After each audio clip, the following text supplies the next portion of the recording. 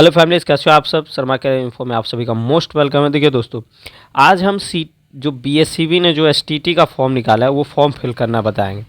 तो चलिए स्टार्ट करते हैं। देखिए गूगल पर जाके आप लोगों को टाइप करना है BSEB STET 2024.com।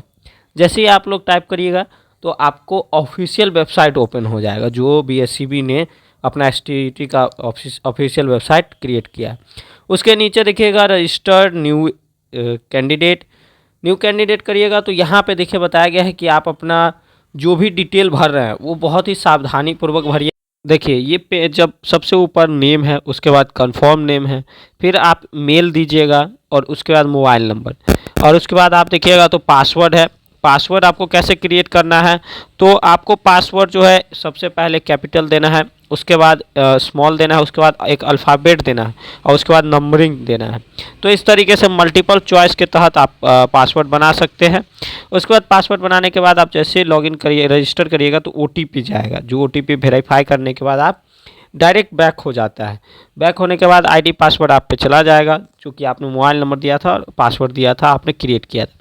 लॉगिन करने के बाद देखिए यहाँ पे 3 ऑप्शन मांगा जाएगा। ऊपर में आप लोग देख सकते हैं ओनली पेपर 1। पेपर 1 कौन भरेगा? जो 9 to 10 भरेगा। पेपर 2 जो 11 to 12, और बोथ अगर आप भरना चाहते हैं, आप अगर दोनों एलिजिबल है तो दोनों भर दीजिएगा। तो चलिए हम 9-10 भरते हैं। 9-10 पे क्लिक करेंगे। उसके बाद 9-10 पे क्लिक करने के बाद देखिए यूनिक आईडी एक पूछ रहा है। तो यूनिक आईडी आप लोगों ने देखा होगा 23-24 जो भी कैंडिडेट पास आउट हुए हैं उसको एक यूनिक कोड मिल रहा है। तो जैसे आपके पास नहीं है तो कोई दिक्कत नहीं, मैंडेटरी नहीं, उसको छोड़ सकते हैं। यहाँ पे आपने डिस्ट्रिक्ट सेलेक्ट करना है। डिस्ट्रिक्ट कौन सा सेलेक्ट करना है? जो आप प्रेफर करते हैं, जैसे एग्ज़ाम सेंटर पड़ेगा तो वो डिस्ट्रिक्ट आपको सेलेक्ट करना है यहाँ पे डिस्ट्रिक्ट। तो चलिए हम देखते हैं, कोई भी एक डिस्ट्रिक्ट सेलेक्ट करते हैं इसमें से। तो सर्च का ऑप्शन नहीं है, तो ऐसे ही हम कोई डिस्ट्रिक्ट सेलेक्ट कर लेते हैं। उसके बाद देखिए यहाँ पे मीडियम पूछा जा रहा है, आप किस लैंग्वेज में एग्ज़ाम देना चाहेंगे।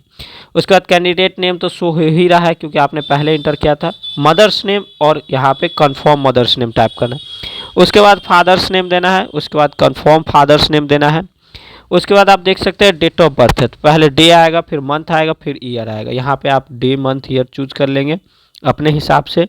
उसके बाद ये चूज़ करने के बाद आप देखिए जो नीचे जो ऑप्शन है उसमें भी कंफर्म है। मतलब यहाँ पे डेट ऑफ बर्थ अगर आप चूज़ करते हैं, जैसे हम मान के चलिए कोई भी डेट ऑफ बर्थ ले लिए, तो नीचे भी आपको वही डेट ऑफ बर्थ चूज़ करना है। देखिए डेट ऑफ बर्थ चूज करने के बाद उसके बाद यहाँ पे आपका शो कर जाएगा कि कितना एज हो रहा है। फिर जेंडर आपको शो करना है। जेंडर देने के बाद आप यहाँ पे देखिए कैटेगरी दीजिएगा। देखिए कास्ट कैटेगरी में आपको जो है ना EWS जनरल ही सिलेक्ट करेगा। यहाँ पे साफ साफ लिखा हुआ है कि जो भी EWS कैटेगरी है वो जनरल सेलेक्ट करेगा। अब अगर आप EBC में आते हैं या SC में आते हैं या ST में आते हैं, जिस भी कैटेगरी में, तो यहाँ पे अगर आप EBC चूज करते हैं तो आपको NCL अपलोड करना होगा, जिसको आप लोग नॉन क्रीमिलियर सर्टिफिकेट बोलते हैं। अगर आप BC अपलोड करते हैं तो BC का सर्टिफिकेट, आपको कास्ट सर्टिफिकेट अपलोड करना होगा। ठीक है, इस तरीके से। उसके बाद अगर आप डोमिशियल अपलोड करते हैं तो डोमिशियल सर्टिफिकेट अगर आपको अपलोड करना होगा। अगर आप बिहार के निवासी हैं तो आपको आवासीय अपलोड करना होगा। यहाँ पे विकलांगता पूछा जा रहा है और एक्स सर्विसमैन पूछा जा रहा है। अगर आप हैं तो यस, नहीं तो नो कर दीजिए। उसके बाद बोर्ड और नेम ऑफ क्वालिफिकेशन, तो जैसे देखिए मैट्रिक है तो बोर्ड पूछा जा रहा है या यूनिवर्सिटी। तो जैसे BSCB बोर्ड हम देते हैं, नॉर्मली BSCB बोर्ड दे रहे हैं। उसके बाद नेम ऑफ द स्कूल या कॉलेज या इंस्टीट्यूट, तो आपने जो भी कॉलेज या स्कूल से पास आउट किए हैं 10th, वो यहाँ पे टाइप करना है। देखिए रोल कोड पूछा जा रहा है और रोल नंबर, तो देखिए BSCB बोर्ड में रोल कोड दिया जाता है। अदर अदर बोर्ड में भी दिया जाता है या नहीं, रोल कोड BSCB बोर्ड में दिया जाता है। रोल नंबर फिल कर दीजिएगा। पासिंग ईयर है, जिस भी पासिंग ईयर में आपने पास आउट किया। उसके बाद मार्क ऑप्टेन है। मार्क ऑप्टेन करने पे के जो जितना आपको आया है मार्क, वो यहाँ पे इंटर कर दीजिएगा। उसके बाद आप यहाँ पे डिवीज़न पूछा जा रहा है, डिवीज़न फर्स्ट सेकंड थर्ड जो भी हुए हैं वो।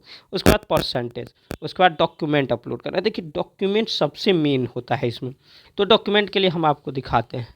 सबसे पहले देखिए नोटिफिकेशन आप लोग पढ़िए, क्या पूछा जा रहा है, क्या बोला जा रहा है। तो अगर आप डॉक्यूमेंट्स का देखिएगा ना, तो यहाँ पे देखिएगा कि 10th का अगर मार्कशीट और अंक पत्र, देखिए अंक पत्र और प्रमाण पत्र दोनों मांगा जा रहा है।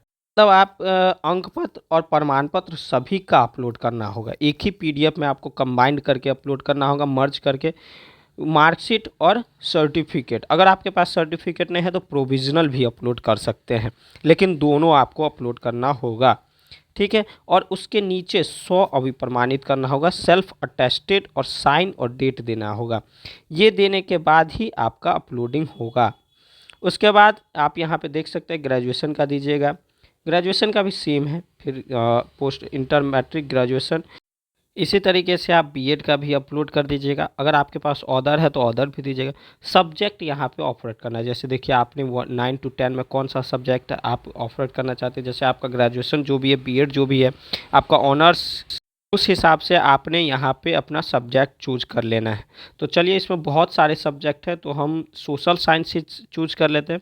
यहाँ पे हम सोशल साइंस को चूज कर लिए। देखिए बैंक अकाउंट इन्फॉर्मेशन पूछा जा रहा है, तो अगर आप बैंक अकाउंट देना चाहते हैं अपना इन्फॉर्मेशन तो दीजिएगा, नहीं तो छोड़ सकते हैं। फिल डिटेल है, देखिए एड्रेस आपको फिल करना है। यहाँ पे एड्रेस फिल करने के बाद यहाँ पे आपको पूछा जा रहा है कि आपका जो परमानेंट और रेसिडेंस है सेम है, तो सेम है तो दे दीजिएगा। यहाँ पे देखिए आधार नंबर पूछा जा रहा है। आधार नंबर देने के बाद अगर आपके पास आधार नंबर नहीं है तो आप आधार नंबर पे इस पर रेड कलर का जो अनटिक है उस पर टिक कर दीजिएगा। तो अगर आपके पास आधार कार्ड है तो आधार कार्ड इंटर कर दीजिएगा ऊपर में। उसके बाद आपको फ़ोटो अपलोड करना है, जो कि 20 से 50 KB में आपको अपलोड करना होगा। उसके बाद फिर राइट साइड में देखिएगा सिग्नेचर का है, वो भी आपको सिग्नेचर अपलोड करना होगा 10 से 50 KB के अंडर में। और उसके बाद यहाँ से सेव करिएगा। सेव करने के बाद आपका पेमेंट का ऑप्शन आएगा, पेमेंट आप कंप्लीट कर लीजिएगा। पेमेंट में आपको देख सकते हैं सबका अलग अलग पेमेंट है। होने के बाद, पेमेंट होने के बाद आपका यहाँ पे डाउनलोड रजिस्ट्रेशन फॉर्म आ जाएगा, जिसको आप प्रिंट आउट करके रख लीजिएगा। देखिए पेमेंट स्लिप भी आप डाउनलोड कर सकते हैं यहाँ से, वो भी देख सकते हैं आप कंफर्म। थैंक्स फॉर वॉचिंग, मिलते हैं अगले वीडियो में, तब तक के लिए धन्यवाद।